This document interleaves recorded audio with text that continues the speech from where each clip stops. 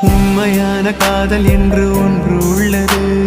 காலம் கடந்து போன பின்பு மண்ணில் வாழ்வது.